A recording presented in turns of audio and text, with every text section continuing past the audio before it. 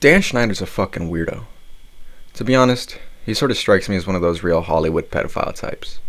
And it's unfortunate, having birthed such modern classics as Drake and Josh, Victorious, Zoe 101, and iCarly. To me at least, the man seems to be living through his art in a much more vile way than you might imagine. There's a number of pretty obvious examples of Dan Schneider putting young actresses in compromising situations. Say, for example, his blatant and repeated over-sexualization of Ariana Grande as her character Kat in Victorious.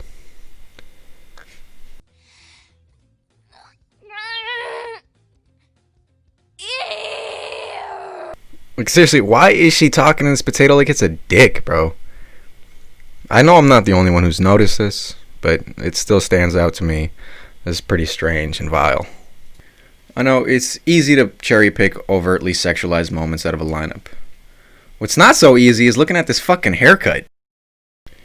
You know, now that I think about it, I think I've seen this dude before, though. To be honest, it sort of reminds me of Drake Bell and the titular Drake and Josh. In particular, I'd point out the Season 2, Episode 5, titled Smart Girl. In this episode, the usually unsubstantiated Drake falls for a cute but intelligent Michelle, who is captain of the school's academic team and who asks him to join in a bid to defeat their rival school. Drake is woefully outmatched with this one, but with Megan and Josh's help, he is able to compete anyway. It's really not important. What does strike me as particular is the specific acting of Kate Miner in some of these scenes, who, while she seems like a very nice lady, I'll say she has a pretty good knack for acting evocative in this one. And to me, this is an obvious but disheartening look into the true Hollywood method, which is take young, attractive actresses and portray them as you like. Really, what I see here is a young woman who knows how to act sexy. Most of these women that Drake interacts with are just sort of there and erotic. They know how to act cute. How do you think they got the part? In the episode, Drake's plan doesn't exactly go according to schedule, but he is able to save it in the end thanks to Josh's tutorage. However, he does have to fess up to Michelle the truth, and she seems to take it pretty well, actually. Isn't that just very convenient for the plot? Wouldn't you forgive him, having been lied to during every moment of every interaction with the boy? I mean, she just can't help but kiss him.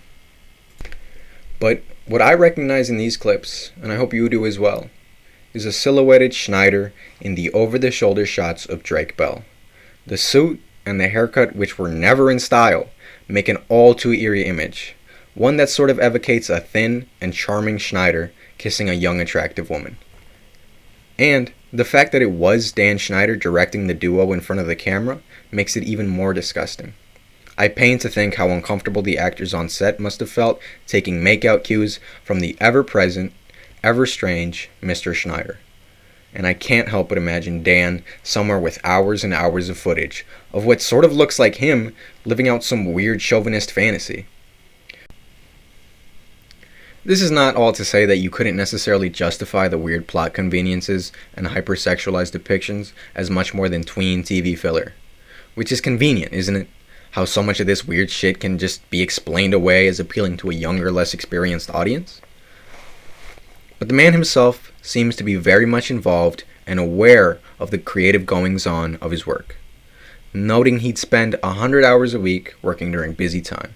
And it's backed up by a lot of his underlings. Jerry Trainer, for example, described the man as ever-present on set, saying he's there morning and night, writing scripts and giving notes to the directors. If anything, the closer you look, the more it seems to me that Dan really is just another one of these Holly weirdos bidding for and selling young women's figures on TV.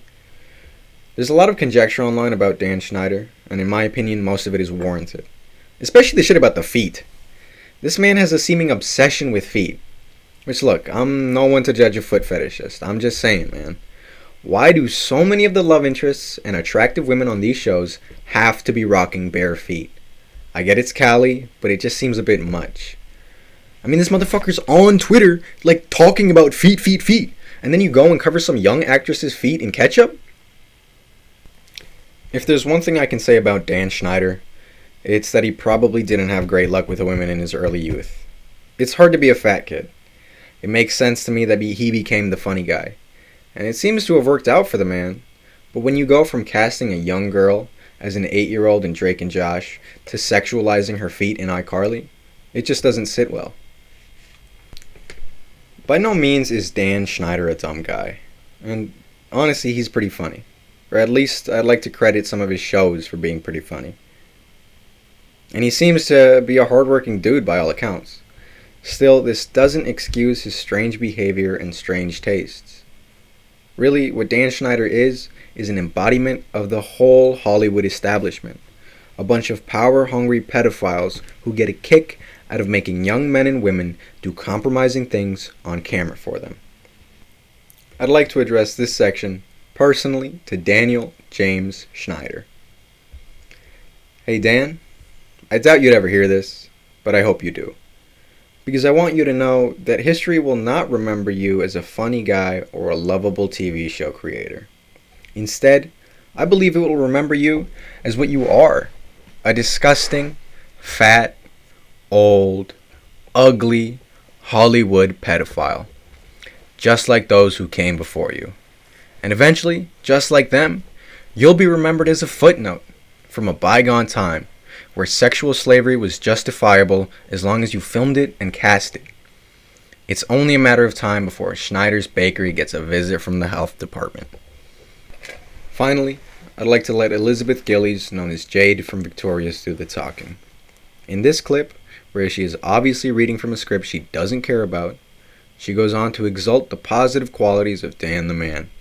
And I hope you can't tell as I do how little she believes what she's saying.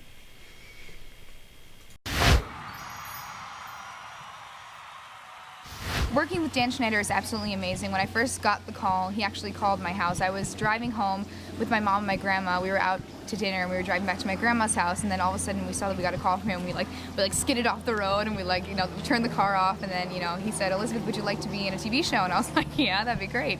And he said, "Would you like to play Jade?" And I was like, "Oh, I'd love that." So it was just absolutely amazing. He's such a sweet man, and his mind is so hysterical and so creative. You never know what he's going to come up with, and it's just so much fun to act out all his hysterical lines and the scenarios, and I'm very blessed to be able to do that.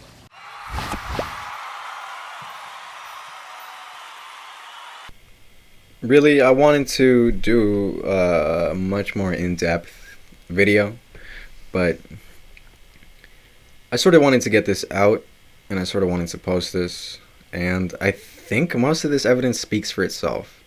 There have been a lot of rumors surrounding Dan Schneider and surrounding his departure from Nickelodeon. A lot of people saying that he was sort of caught up in some abuse scandals and had to pay out settlements to certain actresses. But a lot of this seems to be from anonymous sources and fairly unsubstantiated, so I really didn't want to include it. And I didn't think I need to.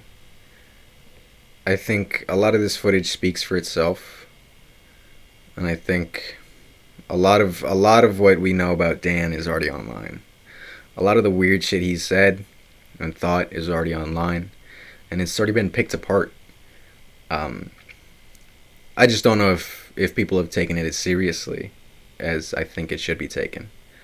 It's almost like a meme, like Creepy Dan with the feet shit, But I don't really think it's a meme. I think he's just a fucking weirdo.